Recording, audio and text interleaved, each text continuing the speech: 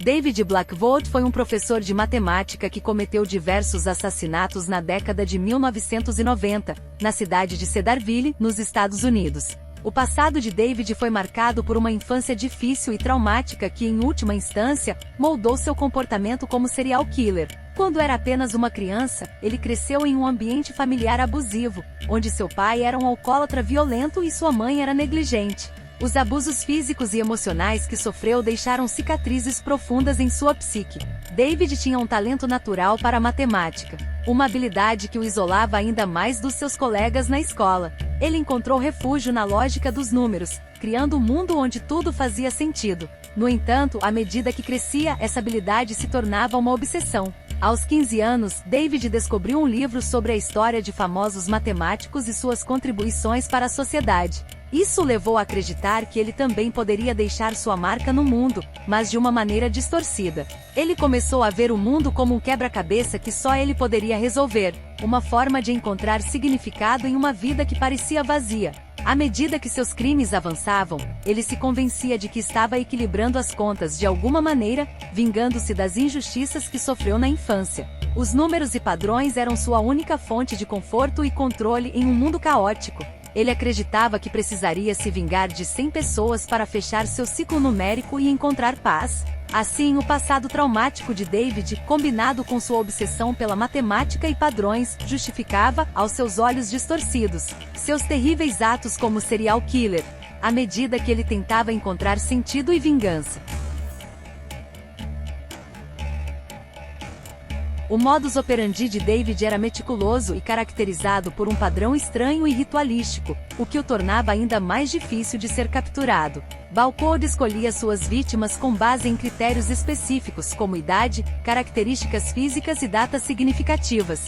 Ele passava semanas, às vezes meses, observando suas vítimas em segredo. Isso incluía seguir suas rotinas diárias, estudar seus padrões de comportamento e até mesmo invadir suas casas para coletar informações pessoais. Cada assassinato era associado a um número específico que David considerava significativo. Ele podia escolher o número com base na idade da vítima, na data do assassinato ou em outros fatores pessoais. Na maioria dos casos estava ligado à data de nascimento da vítima.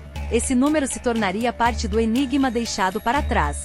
Blackwood esperava o momento certo para atacar sua vítima. Ele usava métodos diferentes para cada assassinato, tornando difícil para a polícia conectar os casos. As mortes eram sempre violentas, mas o método variava, mantendo a investigação em suspense. Após cada assassinato, David deixava uma mensagem enigmática escrita em números, símbolos e equações. Era como um quebra-cabeça que ele desafiava a polícia a resolver, revelando seu fascínio pela matemática. Depois de cometer o assassinato, David desaparecia do local do crime sem deixar rastros. Ele era extremamente cuidadoso para evitar deixar evidências físicas ou testemunhas. Ele seguia um cronograma irregular, não permitindo que a polícia previsse seus próximos movimentos. Os intervalos entre os assassinatos podiam variar de semanas a meses. Esse modus operandi bizarro e altamente planejado tornava Blackwood um serial killer excepcionalmente desafiador de ser capturado, já que ele deixava para trás pistas enigmáticas que apenas aumentavam sua obsessão por números e padrões.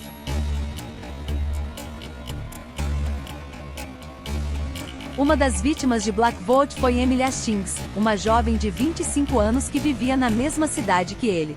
Ela era uma mulher notavelmente inteligente, que tinha uma paixão por resolver enigmas. Ela era professora de química e recebeu um convite para uma conferência acadêmica, que aconteceria em algumas semanas. David, observando-a por semanas, notou sua empolgação pela conferência e viu nisso uma oportunidade perfeita para o próximo assassinato. Ele começou a se infiltrar na vida de Emily, estudando seus horários e hábitos, e invadiu sua casa para coletar informações pessoais, incluindo seu aniversário, que se encaixava no seu padrão de vítimas. Na noite antes da conferência, Emily estava concentrada em suas tarefas e completamente alheia ao fato de estar sendo observada.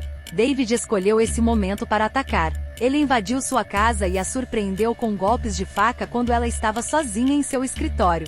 David deixou sua mensagem enigmática escrita em números nas paredes do escritório, enquanto Emily estava inconsciente. Ele a deixou para morrer enquanto ele escapava silenciosamente. A morte de Emily foi um golpe doloroso para a comunidade acadêmica local e deixou a cidade em pânico. Após uma longa investigação, a equipe encarregada de encontrar David começou a juntar as peças do quebra-cabeça, identificando padrões nos assassinatos e começando a desvendar os enigmas deixados por Blackwood nas cenas dos crimes. Perceberam que David usava datas específicas, como aniversários e eventos significativos, para determinar suas vítimas e números associados. Notaram que ele estava se aproximando de seu objetivo de 100 assassinatos. Com base em suas descobertas, começaram a montar uma operação especial para tentar antecipar seus movimentos. Eles monitoraram locais que ele poderia escolher como cenário de seu próximo crime, e reforçaram a segurança em áreas onde ele já havia atacado. Finalmente, David escolheu sua vítima para o assassinato de número 100. Era uma mulher de 32 anos, que ele havia observado cuidadosamente. A polícia percebeu sua intenção ao segui-lo e notar que ele fazia todos os dias o mesmo caminho e deveria estar seguindo uma vítima em potencial. Na noite de 12 de novembro de 1998, ele se aproximou da residência de sua vítima, mas antes que pudesse cometer o crime, a polícia já estava esperando.